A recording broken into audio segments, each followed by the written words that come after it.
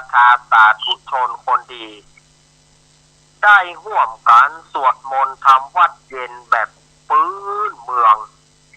เพื่อความศักดีมงคลแก่ศรัทธาญาติโยมแล้วก็ตลอดจนถึงศรัทธาผู้ฟังทุกท่านถ้าว่าวันไหนที่อาตมาได้มาจัดรายการภาคค่ำอาตมาภาพก็จะเชิญชวนคณะศรัทธาญาติโยมได้ทำวัดเย็นแบบพื้นเมืองเป็นประจำที่อาตมาได้มาทำมาเนาะเอาละศรัทธาญาติโยมเพื่อบ่ให้เป็นการเสียเวลาอาตมาภาพเชิญชวนคณะศรัทธาญาติโยมได้ไหว้พระแล้วอาตมาจะนำสวดทำวัดเย็นแบบพื้นเมืองเนอกราบหนึ่งกราบสองกราบสามอรหังสัมมาสัมพุทโธภะคะวาพุทธังภะคะวันตังอภิวาเทมิอวาคาโตภะคะวะตาธัมโมธัมมังนะมัสสามิสุปฏิปันโนภะคะวะโตสาวกสังโฆสังฆังนะมามิอันธรรมยังพุทธัสสะภะคะวะโตปุปภาคณมะคารังกโรมาเสนะโมตัสสะภะคะวะโตอะระหะโตสัมมาสัมพุทธัสสะนะโมตัสสะภะคะวะโตอะระหะโตสัมมาสัมพุทธัสสะนะโมตัสสะภะคะวะโตอะระหะโตสัมมาสัมพุทธัสสะโยสันนิทิโนวาราโพธิมูเลมารังสะเสนังมะหันติงวิจัยโยสัมโพธิมากันถิงว่าอานันตัญญารันโนโยโลพุตตโมตังปันนามามิพุทธังเยจาพุทธาอาติตาจาเยจาพุทธาอนาคาตาปัจจุปันนาจาเยพุทธาอะหังวันตามิสัพพะตาอิติปิโสภะคะวะอะระหังสัมมาสัมพุทโธวิจาจารณะสัมปันโนสุขโตโลกาวิตูอนุตตโรปุริสะธรรมสารถิสัทธาเทวมนุสสานังพุทโธภะคะวะติพุทธังชีวิตังยาวานิปานังสารนังกัจฉามินัตถิเมสารนังอัญญังพุทโธเมสารนังวารังเอเตนะสัจจวัชเชนะโหตุเมชัยยะมังกาลังอุตตมังเคนะวันเตหังปัฏฐะพังสุงวารุตตมังพุทเทโยจาริโตโทโสพุทโธข้ามาตุตังมะมังอันทังคีโกอาริยาปะโทชานานังโมคาภาเวสายะอุชุจามะโคธัมโมอายังสันติการโรปันนิโตปันนิยานิโกตังปันนะมามิธัมมังเยจะธัมมาอาติตาจะเยจะธัมมาอานาคาตาปัจจุปันนาจะเยธัมมาอะหังวันตามิสัพพะตาสวากาโตภะคะวะตาธัมโมสันทิติโกอาการิโกเอหิปัสสิโกโอปานายิโกปัจจตังเวทิทัพโพวินโยหิสิธัมมังชีวิตังยาวานิปานังสารนังกัจฉามินัตถิเมสารนังอัญญังสังโฆเมสารนังวารังเอเตนะสัจจวัชเชนะโห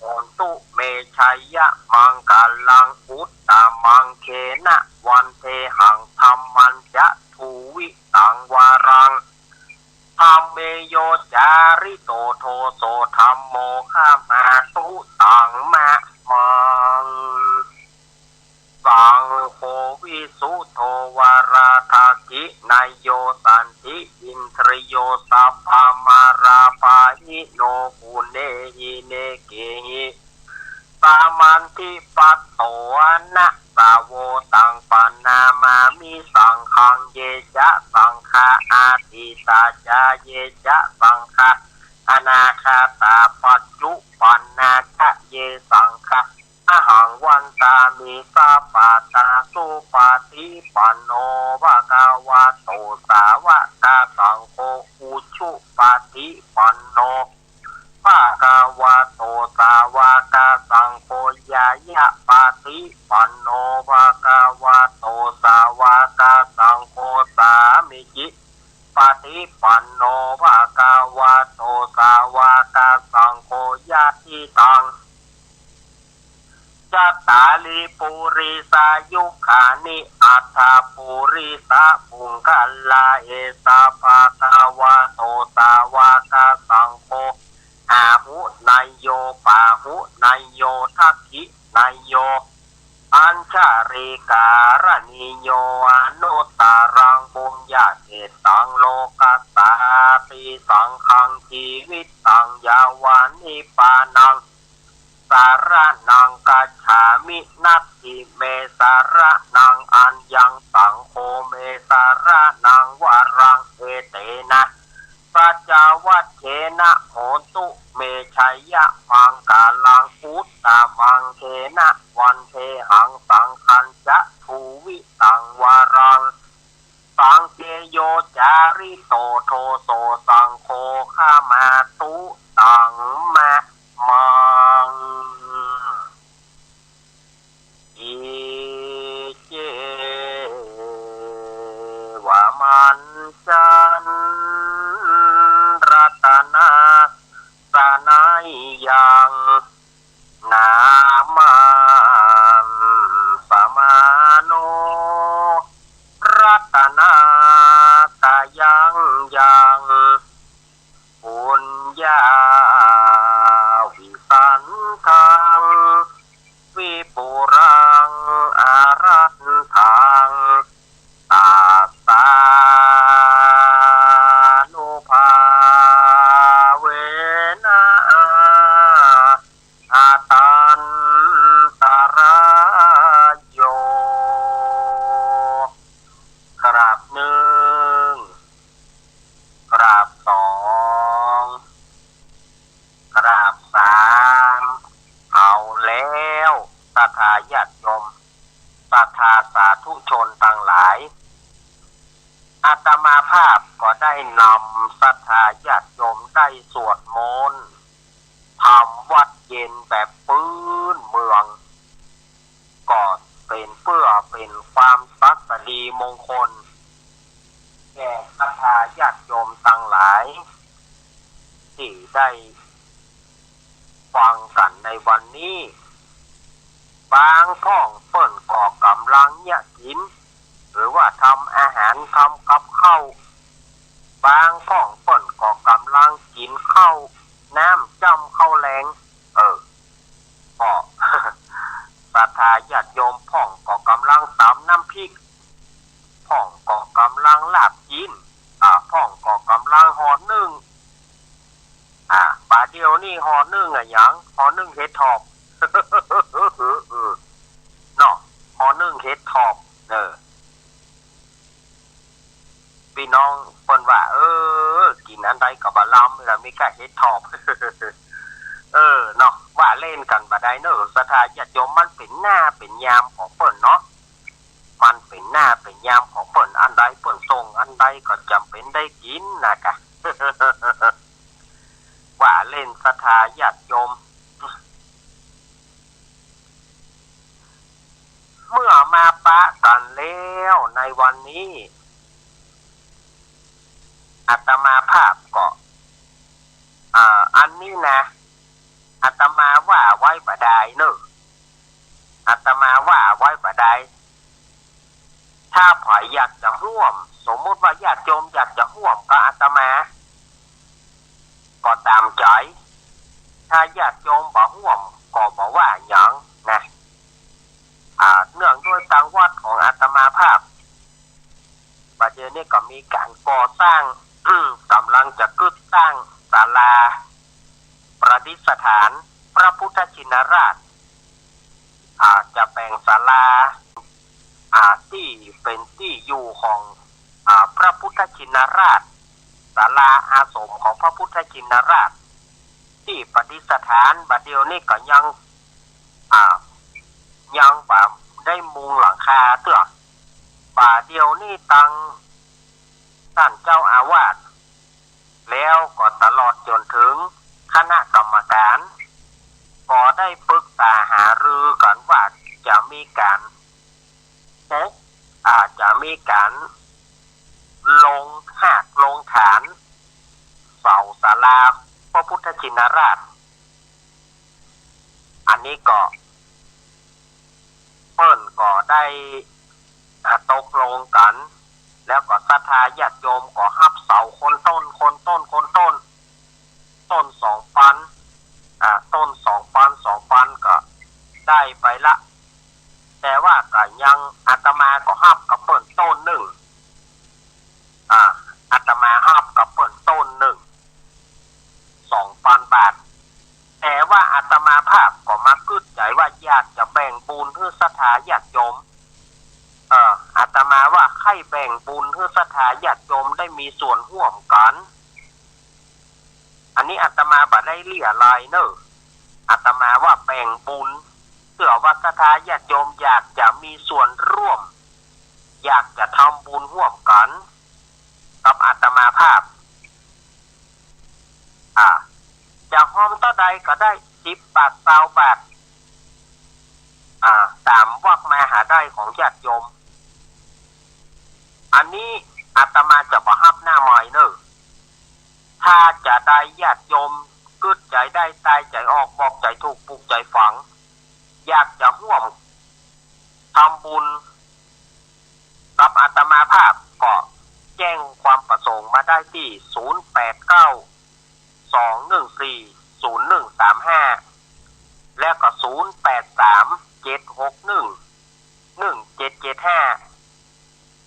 2 เบอร์นี่นะอันนี้ก็ตามเจตนาของญาติโยมเนอะถ้าอยากจะร่วมถ้าว่าญาติโยมบ่ร่วมก็บ่เป็นหยังอันนี้อาตมาว่าแบ่งบุญเพื่อศรัทธาญาติโยมค่อยทำบุญร่วมอาตมาถ้าศรัทธาญาติโยมทำร่วมก็ดีอกดีใจเปิ้นบ่ร่วมเขาก็บ่จ้างจะว่าอย่างใด เนาะอันนี้ก็ถ้าว่าญาติโยมจะอยากจะร่วมบุญกับอาตมาประท่านเนี่ยบอกเอาคนเดียวก็อาตมาเอาคนเดียวก็ถูกแต่ว่าอาตมาก็อยากจะแบ่งบุญให้ศรัทธาญาติโยมพ่องเนี่ยกะแต่ศรัทธาญาติโยมจะเอาหรือไม่อาตมาก็ไม่บังคับญาติโยมตามใจญาติโยมเตอะ เนาะอันนี้ก็แจ้งกับอาตมาได้เนอะแต่ว่าหน้าไม้อาตมาบ่ฮับนะหน้าไม้นี่มันมีหลายอย่างมันกินเวลาเปิ้นมันกินเวลาศรัทธาญาติโยมอาตมาจะบ่ฮับหน้าไม้ถ้าใครอยากจะร่วมก็2 เบอร์ที่อาตมาแจ้งไปโทรหาอาตมาแม่จะร่วมเนอะ10 บาท20 บาทถ้าใดก็ได้แม่เอ๋ยถ้ากลัวไปว่าถ้าใดก็เป็นปัจจัยของเฮา ถ้าใดก็เป็นปัจจัยของเฮาจะหอมถ้าใดก็ได้อันนี้ก็อาตมาแจ้งไว้ซะอีกก่อนเนาะศรัทธาญาติโยมสาธุชนคนดีเฮาเหลือเวลาแถมประมาณ1 เดือนเดือนปลายหน่อยเนาะก็จะเป็นเข้าพรรษาถ้าเป็นว่าเดือน10มีเตื้อเดียวก็จะเหลือแฮม14 วันถ้าว่าเป็นเดือน10เตื้อเดียวนี่นะเขาก็จะเข้ากันในวันเดือน10เปงนี่ละแต่ว่าปีนี้อย่างที่เฮาฮู้กันว่าปีนี้มันเป็นเดือน12เตื้อเดือน8 2 โหนเข้าพรรษาก็ต้องไป10หลังซึ่งปีนี้ตรงกับวันที่1 สิงหาคม 2566วันที่1นั้นเป็นวันอาสาฬหบูชาเป็นวันเข้าพรรษาของ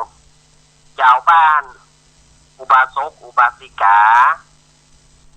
ส่วนว่าวันที่2 สิงหาคมนั้นวันแฮมค่ำจะเป็นเข้าพรรษาของพระสงฆ์องค์เน้นพระสงฆ์องค์เน้นก็จะได้อธิษฐานเข้าวัดเข้าวา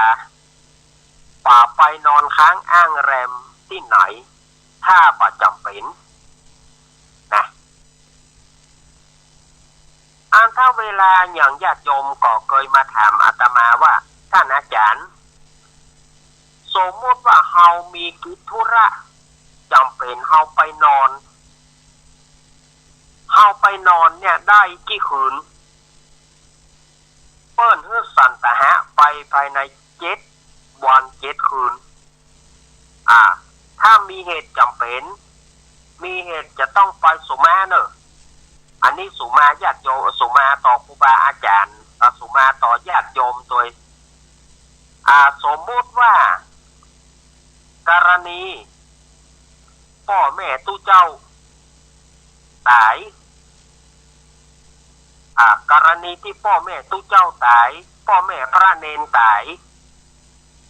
อันนี้เปิ้นก็คือสันตะหะไปได้7 วันแต่เฮาจะไปบ่ถึงก็จังเฮาสันตะหะไว้ก่อนภายใน7 วันนั้นอันนี้เปิ้นบอกว่าสันตะหะคือขออนุญาตลาในพรรษาเพราะว่ามีความจำเป็นอย่างยิ่งตู้เจ้าเปิ้นก็จำเป็นต้องไปเพราะว่าญาติโยมเปิ้นเสียชีวิตอันนี้เปิ้นก็สันตะหะได้ ภายในว่าจะไปเกิน7 วันเกิดแล้วก็ทำอย่างหนึ่งป่วยนะพระสงฆ์อาพาธสามเณรอาพาธพระสงฆ์อาพาธสามเณรอาพาธก็ต้องสันตะหะไป7 วันถ้าหากว่ามันฉุกเฉิน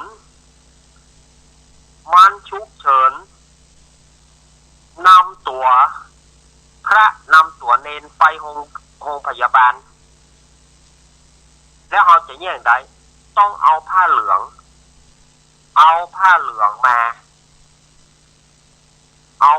มาแสดงต่อพระสงฆ์ที่เป็นเจ้าอาวาสหรือว่ารักษาการเจ้าอาวาสเพื่อเปิดได้รับรู้แล้วก็เอาผ้าเหลืองเนี่ยวางไว้ที่ตักพระพุทธรูปเอาผ้าเหลืองมาวางไว้ที่ตักพระพุทธรูปเพื่อเป็นสักขีพยานว่าพรรษาของพระนั่นน่ะประกาศเน้นก็เหมือนกันเน้นบ่ได้เอาพรรษาแต่ก็อธิษฐานเข้าพรรษาเหมือนเดียวกันเน้นบ่ได้นับพรรษาแต่ว่าก็เขาก็อธิษฐานเข้าพรรษาก็มีส่วนเวลาที่จะไปที่ไหนก็บ่ได้นอนค้างอ้างแรมถ้าปัจจำเป็นมีเหตุที่จำเป็นอย่างที่อาตมาว่าเนี่ยแม่ตู้เจ้าตายพ่อแม่ตู้เจ้าอาพาธหรือว่าตัวตู้เจ้าเองอาพาธเอง ที่ต้องไปโรงพยาบาล ไปนอนอยู่7 คืนก็ต้องเอาผ้าเหลืองมาแสดงต่อเจ้าอาวาสหรือว่า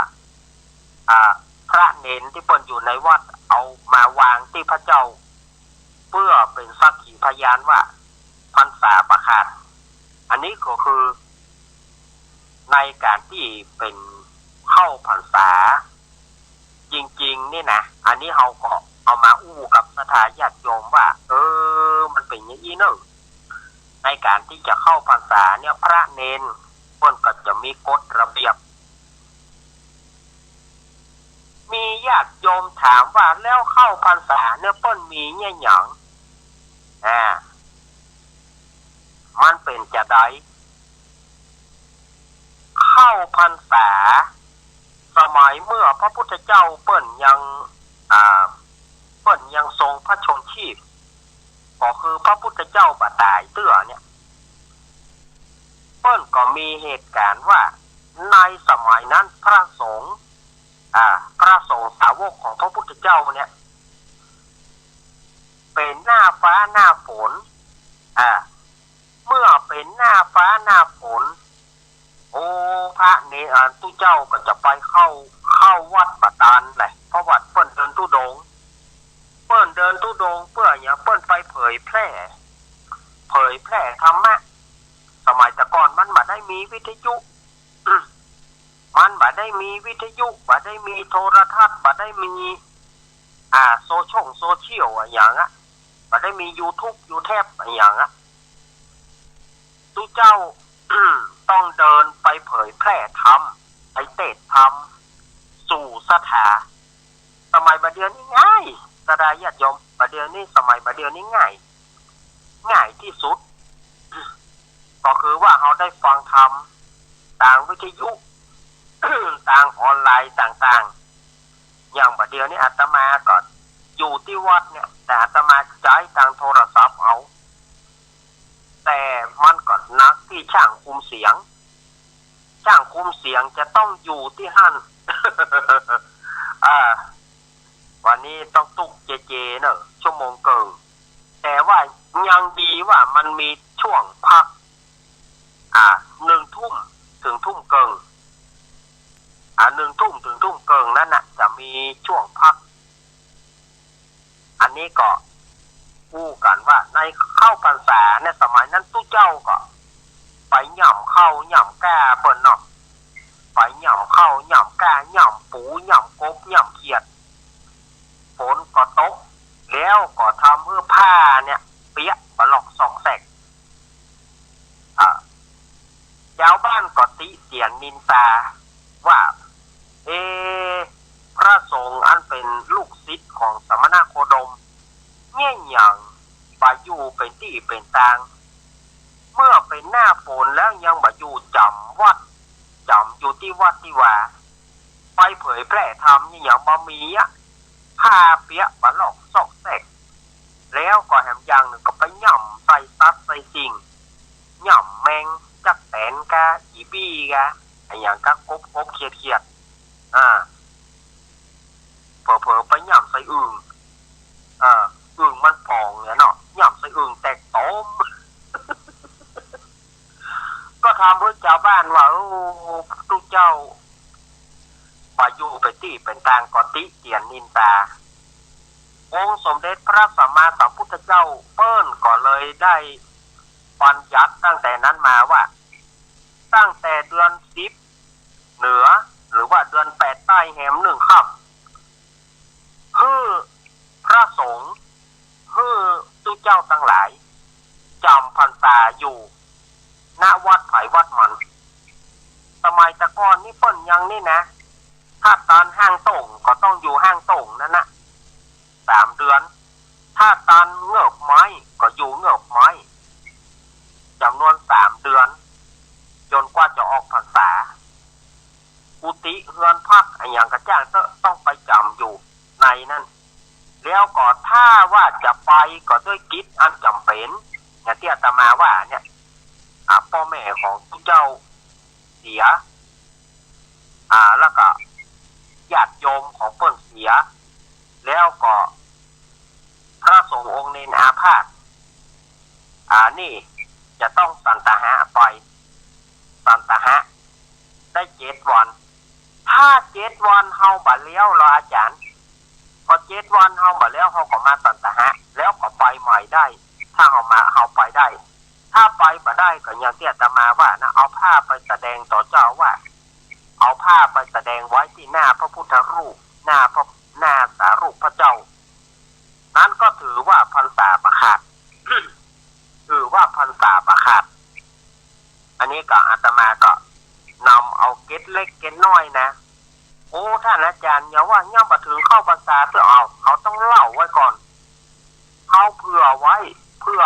ทอดใกล้ๆมาเขาอาจจะบ่ได้จัดก็ได้มันว่าบัดใจได้หรอเขาบ่ได้จัดก็ได้เนี่ยเขาว่าบ่เป็นเอาที่ช่วงที่มันง่ายๆเนี่ยเขาก็ว่าไปก่อนเรื่องอื่นก็ว่ากัน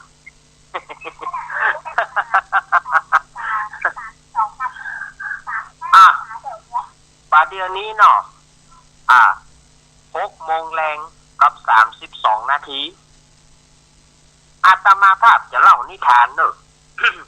ในช่วงเข้าพรรษาเนี่ยนะอันนี้ส่งการถวายผ้าอาบน้ำฝน อันนี้ศรัทธาญาติโยมก็ขอกันกุปีอ่ะพอถึงหน้านี้ก็ว่าท่านอาจารย์ ขอท่านอาจารย์เอาเรื่องนางวิสาขามาเล่าคือกำเหรอเอาเรื่องนางวิสาขามาเล่าคือกำเหรอเรื่องที่ว่าถวายผ้าอาบน้ำฝนได้เลยได้เลยเดี๋ยวจัดให้ไม่ตามใจคนจัดและไม่ขัดใจคนฟังนะไม่ตามใจคนจัดไม่ขัดใจคนฟังอาตมาภาพจะเล่าให้ฟังในวันนี้นะถ้าเวลามันพอก็ช่วงหน้าตัวเนอะถ้าเวลามันพอช่วงนี้กับช่วงนี้นะถ้าพออาตมาก็ต่อช่วงหน้าจะเอาเว้นช่วงของการเปิดสายนี่อาตมาบอกเปิดสายศรัทธาญาติโยมก็เดือด บอกเปิดสายอาตมาเปิดสายถ้าบางครั้งมันน้อยไปจะไปว่ากันเราไม่เกี่ยวเนาะไม่เกี่ยวอวดร่างนะ สำหรับเบอร์ที่จะโทรหาอาตมานั้นแอมปืนกันเนอร์แต่ว่า089นี่อาตมาใจออกอากาศเนอ089อาตมาใจออกอากาศอาตมาฮับได้เนอฉะนั้นศรัทธาญาติโยมแจ้งกันไว้ก่อนว่าถ้าช่วงเปิดสายเนี่ยญาติโยมจะไปโทรเบอร์089ถ้า089อาตมาใจออกวิทยุในขณะเนี้ยที่วิทยุที่ญาติโยมได้ฟังความเอฟเนี่ยอาตมาใจออกอากาศเนาะอันนี้ก็เข้าใจนะอาตมาจะเล่านิทานเนาะในสมัยก่อนพระพุทธเจ้าของเฮาเปิ้นบ่ได้บัญญัติเธออุบาสกอุบาสิกาถวายผ้าสาธกะหรือว่าผ้าสาดกอาบน้ำฝนเตื้อในสมัยนั้นตู้เจ้าตั้งหลายเล่นน้ำฝนด้วยชุดวันเกิด ศรัทธาญาติโยมเล่นน้ำฝนด้วยชุดวันเกิดตู้เจ้าตั้งหลายก็นอนกันไปกิ้งเกือกกันไปเล่นน้ำฝนเป็นที่อุจารเป็นที่มันบางงามมีอยู่ครั้งหนึ่งนางวิสาขาเปิ้นจะทำบุญที่บ้านเปิ้นก็จะนิมนต์พระพุทธเจ้าแล้วก็นิมนต์พระสงฆ์หลายรูปหลายองค์อยู่อันนี้นางวิสาขาเพื่อก็ใจคนใจไปพอดีว่าวันนั้นฝนก็ตกนะฝนตกซึงทางภาคกลางก็เรียกว่าฝนพรำฝนตกพรำทางบ้านเฮาเขาว่าฝนตกซึงโอ้ฝนตกก็ตกแตะตกว่านะฝนตกซึงศรัทธาญาติโยมในครั้งนั้นก่อนนางวิสาขาก็ใจใจสาวใจบอกว่าอีมุนิสู่ไปนิมนต์พระพุทธเจ้าแล้วก็พระสงฆ์ทั้งหลายให้แม่นายกำล้อทีนี้ก็นางทั้งหลายก็ไปเนาะไปตู้ฝนตกนะกางจ้องไปนะใช่กางจ้องไปพอไปถึงหน้าประตูวิหารหน้าประตูวัดพระเชตวันปรากฏว่านางตั้งหลายสาวใจตั้งหลายไปหันใส่ตู้เจ้ากิ้งเกือกเล่นน้ำฝนผ้าก็บ่นุ่งล่างช่างศรัทธาญาติโยมเหลือชุดวันเกิดชุดเดียวนุ่งผ้าก็บ่นุ่งล่างช่างป่วยล่ำก้ามสุมาเถอะว่าขึ้นมาเลี้ยวไปเนาะป่วยล่ำก้ามสาวใจหมุนแล้วก็ไปหันเข้าใส่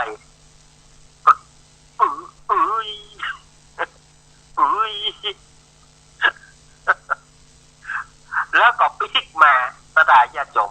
ปากันปิกมานางวิสาขาก็ถามว่าสู่เขานิมนต์พระพุทธเจ้าล่ะบ่ได้นิมนต์แต่นะไม่ไรสู่นี่บ่ไปนิมนต์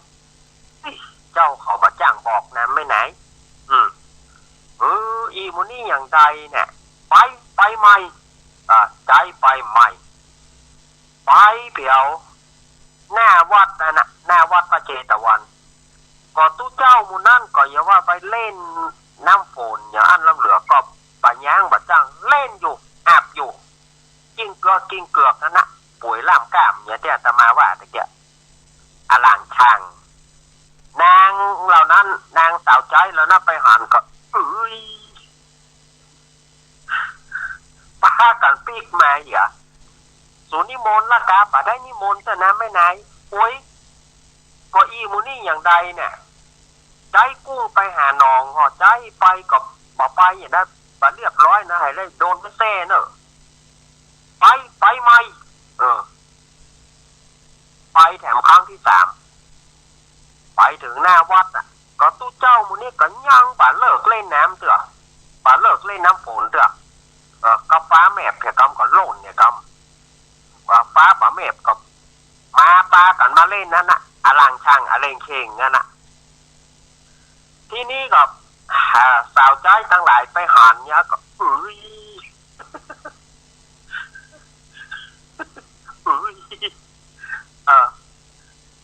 ปากันปีกมาเหรอเป็นจะได้สูนิมนต์แล้วกับปัดได้นิมนต์ท่านนะไม่ไหนอีมุนี่จะยอบเขี้ยนดีแกใจไปก็บัดเป็นเรื่องเป็นเล่านี่มันเนี่ยหยังมันมีอะไรหยังสูไม่ไหนหรอไม่ไหนเจ้าเขานี่กระตึงบะจ้างจะนะไม่ไหนใครหูไม่ไหนไปคนเดียวเตอะไปนิมนต์พระพุทธเจ้าคนเดียวเตอะว่าอันนางวิสาขาก็มาเอาจ้องมากูจะไปใจอย่างก็มาได้อีมูนี่นี่หรอโคตรหรอโคตรใจอย่างมาได้อีมูนี่ว่าแล้วก็นางวิสาขาก็ไปแหละไปถึงวัดหน้าวัดพระเจตวันห่านเต็มตาสถาญาติโยมตู้เจ้ามูนี่ก็ล้ำเหลือไปเนาะก็ฝนมันตกหนักเต็มทีแล้วก็บอกว่าตู้เจ้ามูเนี่ยก็ป่าเลิกเล่นน้ำฝนเด้อป่าเลิกเล่นน้ำฝนปล่อยอารังช่างอาเลงเคงเงี้ยนะนางวิสาขาก็ไปห่านเต็มตาเปิงอีมูนี่เขาป่าจ้างจะเข้าวัดเข้าวาแต่รุ่นนี่มันไปห่านอย่างอี้รู้เนี่ยนางวิสาขาก็ป่าจ้างเนี่ยใดนะก็เลยเข้าไปตู้เจ้ามูนั่นก็ย่ำบอกงูด้วยนะบอกงูเตื้อนางวิสาขาก็ใส่แถมตู้เจ้ามูนั่นก็ประสนใจป้ากันเล่นน้ำฝนนั่นนะกิ้งกันไปกิ้งกันมานั่นนะเลยประสนใจนางวิสาขาก็อย่างใดเข้าใส่ก็แล้วอย่างใดก็แล้วนางวิสาขาก็เลยประสนใจขึ้นกุฏิไปขึ้นพระคันธกุฏิแล้วก็ไปขอนิมนต์พระพุทธเจ้าและก็พระสงฆ์500 รูปวันผู้ขอนิมนต์ไปฉันที่บ้านของนางวิสาขาพระพุทธเจ้าเปิ้นก็ฮับนิมนต์ละฮับนิมนต์พอเปิ้นฮับนิมนต์แล้วนางวิสาขาก็ทูลว่าข้าแต่องค์สมเด็จพระสัมมาสัมพุทธเจ้าม่อมฉันขอถวายผ้าอาบน้ำฝนแด่ตู้เจ้าทั้งหลายจะได้ก่อเพคะพระพุทธเจ้าเปิ้นก็ถามว่าเพราะอันหยังวิสาขาเพราะอันหยังเธอถึงจะต้องถวายผ้าอาบน้ำฝนแด่ตู้เจ้าทั้งหลายมันมีเหตุอันหยังนางวิสาขาก็เลยบอกว่าขอนิมนต์พระพุทธองค์ทอดพระเนตรพอห้านล้อเพคะกลางห่วงวัดหัน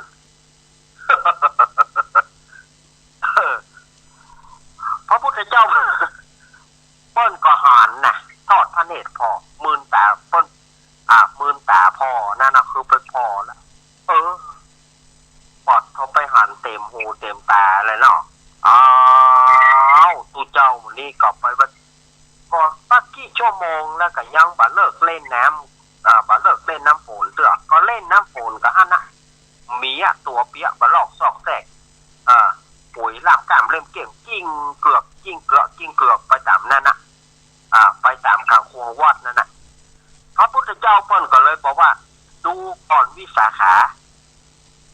เฮาตถาคตอนุญาตให้เธอถวายผ้าอาบน้ำฝนแด่ตู้เจ้าทั้งหลายซึ่งก็ถือว่าผิดวินัยเธอถวายนั่นถูกแล้วนางวิสาขาก็เลยลงคันทกุตินะลงจากคันทกุติตู้เจ้ามื้อนี้ก็ยังเล่นน้ำฝนอยู่นางวิสาขาก็เริ่มประจังเนี่ยใดเนาะเพราะจะต้องผ่านตู้เจ้าแล้วตู้เจ้าก็ซ้ำว่านุ่งผ้ากับบะนุ่งอลางช่างนางวิสาขาก็เลยม่วนงะแท้เอกอะโปรดโทตู้เจ้านั่นสะดุ้งตู้เจ้าที่อาบน้ำฝนนั่นนะสะดุ้งแม่ล่ะโยมแม่ล่ะเพราะว่าตู้เจ้าทั้งหลายจะฮ้องนางวิสาขาว่าโยมแม่มาตั้งแต่เมื่อใดปูดโถธรรมโมสังโฆแม่มาตั้งแต่ตะกี้แล้วตู้เจ้าก็อย่าว่าอันลำเหลือไปเล่นน้ำฝนอย่าป้อมบ่พ่อบ่คอยสาวใจคนใจแม่มากี่เตื่อละ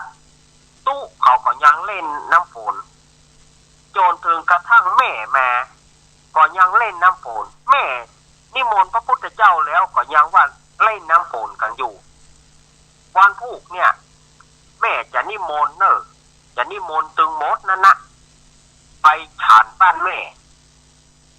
แล้วแม่จะถวายผ้าอาบน้ำฝน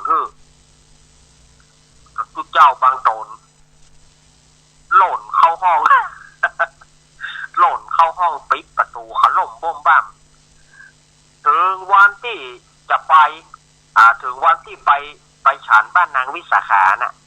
บางตนที่มันอายคือนางวิสาขาก็บอกไป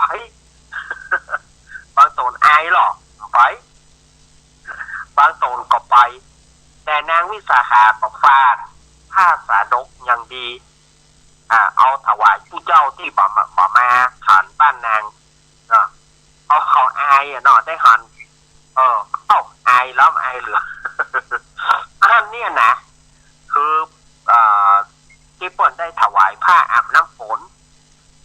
เขาถวายเทียนถวายเทียนแล้วก็ถวายผ้าอาบน้ำฝนนี่จะควบคู่กันสถานญาติโยมพูดถึงถวายเทียนการรอเทียนคณะนักจัดรายการคลื่นสีขาวเพื่อชาวประชาแล้วก็เครือข่ายคลื่นสีขาวเพื่อชาวประชาก็จะได้ปากันไป หล่อเตียนจำนำพรรษาที่โรงเรียนต้งโป่งหรือว่าวัดต้งโป่งเนาะวัดต้งโป่งตำบลเมืองปานอำเภอเมืองปานจังหวัดลำปางซึ่งเป็นวัดของท่านอาจารย์ท่านมหาสมชาติชาตะปัญโยเพิ่นจะมีการหล่อเตียนจำนำพรรษาแล้วเปิ้นก็จะเอาไปถวายที่วัดพระบาทอุดมน้ำบ่อสาวาอำเภอฝางในวันที่13สิงหาคมเอาเข้าพรรษาได้2ติดเข้าพรรษาได้2ติดเนาะก็จะได้ปากันไปถวายเตียนจำนำพรรษาที่วัดพระบาทอุดมน้ำบ่อสาวาตำบลเวียงอำเภอฝางจังหวัดเชียงใหม่โดยเมตตาบารมีธรรมของพระเดชพระคุณหลวงพ่อท่านพระครูสุจิตตานุรักษ์ด็อกเตอร์เปิ้นจะได้เป็นประธานรับมอบเตียนรับถวายเตียนแล้วก็แจกไปหลายๆวัดต่างไปหลายๆวัดหลายๆวาในวันที่13สิงหาวันที่15เอาไปรอเนาะไปรอเตียนกันที่วัดต้งโป่งที่วัดต้งโป่งวัดของท่านอาจารย์มหาสมชาติชาตะปัญโยแล้วก็เฮาก็จะมาไปตานกับวันที่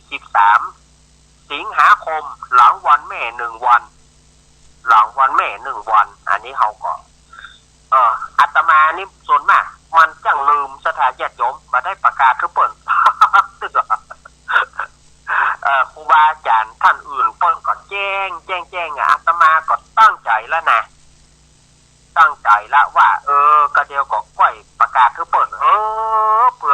กาทุกเปิ้นเอ้าเล่าเรื่องนั้นไปเรื่องนี้เล่าเรื่องนี้ไปเรื่องนั้นเอ้าลืมไปเหรอ ลืมไปเหรอไม่เกี่ยวอวดร่างไปพากันเนอไม่เกี่ยวอวดร่างเนอวัดตรงโปงเนอแล้วก็ไปแหมแม่ฉลาดเจซ่อนแม่ฉลาดเจซ่อนแม่กองละออแม่กองแรงเกิดเมื่อค่ำแม่อ้อยจะได้ไปปากันปุ้นเนอโรงเรียนต้องโป่งนะแม่จันฟองละออแม่ตาน้อยไปปากันปุ้นเนอสถานญาติโยมแม่สายพินแม่สายพินไปก็ครูบาสังฆะแม่สายพินไปก็ไปเนอไปปากันนะไปปากันปุ้นเนอทีมงานของแม่สายพินจังซอเฮานี่นะไปปากันเนอที่วัดหลวงโป่งนะวันที่15กรกฎาคมวันที่15กรกฎาคมไปปากันปุ้นเนอประธานญาติโยมก็แล้วเขาจะไปตาลเตียนเขาจะเอาตาลไปเตียนไม่ใช่เอาตาลไปเอาเตียนไปตาลเขาจะเอาเตียนไปมันก็สุกมาเถอะเอาเตียนไปตาลก่อนในวันที่13สิงหาคมซึ่งตรงกับวันอาทิตย์นี่ใกล้หัวอย่างเจ๊เอาตาลไปเตียนแก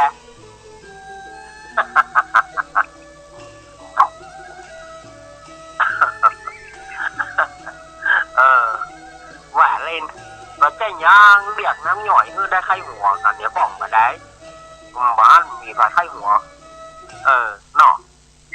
บ่อู้บานัวก็บ่มุปลาอู้ก็บ่มีคนไข้หัวบานัวบ่มีครัวก็บ่มี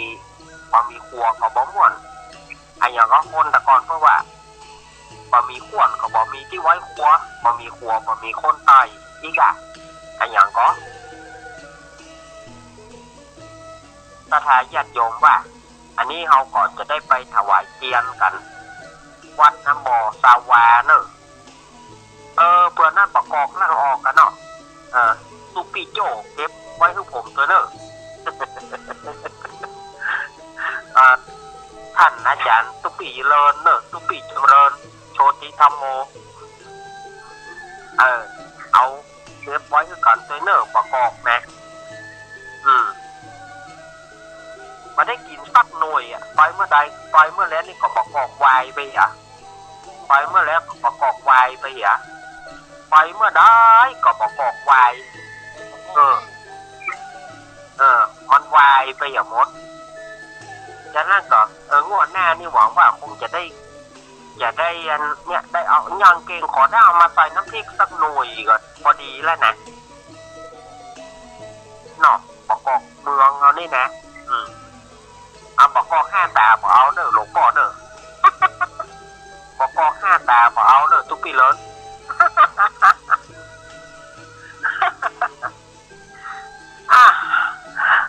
สถานญาติโยมก็เนี่ยในช่วงของเข้าพรรษานี่เนาะสมัยตะก้อนนี่มันม่วนนะสถานญาติโยมสมัยตะก้อนนี่ถ้าว่าในเข้าพรรษานี่เอ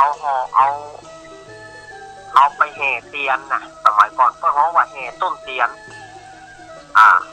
ของแห่ไปเก็บขนมพ่องเก็บสตางค์พ่องเอาไปวันห่อวันดาก็ลวดเก็บขนมพ่องห่อนึ่งพ่องสมัยก่อนมันจะมีสั่งสำเร็จหรอบ่มีสั่งสำเร็จบ่มีเอาเตียนไปแทนก็ถ้าได้ขนมไปปัจจัยพ่องได้ขนมได้ข้าวต้มพ่องได้ขนมพ่องได้อย่างพ่องก็ถือว่าดีละสมัยก่อนแล้วก็ยังว่านั่นเนอะในกลางภาษานี่นะปลาทูทอดกลางภาษานี่ปลาทูทอดนะสถานญาติโยมปลาทูตัวน้อยๆหัวกิ้วๆนั่นนะนักได้เนอะปลา าทูนั่นนะปลาทูหัวกิวนั่นนะนักขนาดปลาเดียวนี่มันบอกหมีละมันบอกไข่หมีแล้วสมัยก่อนเนี่ยโอ้ปลาทูทอดมันตึงเป็นก๋วยก้ากับข้าวหมี่นะข้าวหมี่พัดนี่นะเนี่ยสถานญาติโยมตะกอนไม่มีอีหรอกโอ้หน้าฟ้าหน้าฝนกินนั่นนะไอ้ที่เอาหัวมันแกงแค่พ่องไอ้ที่เอาตัวมันต้มพ่องตำน้ำพริกพ่องตำน้ำพริกปลาทูตำน้ำพริกปลาบ้วงเนี่ยสถานญาติโยมสมัยก่อนพอจริงมันที่ลำนะโอ้โลไว้ปัดค่ะแต่มันก็กินกันก็ลำอยู่เก็บพักกระถินยะเก็บพักแคบข้าวกับยะมันก็ลำนะน้ำพริกปลาบ้วงนี่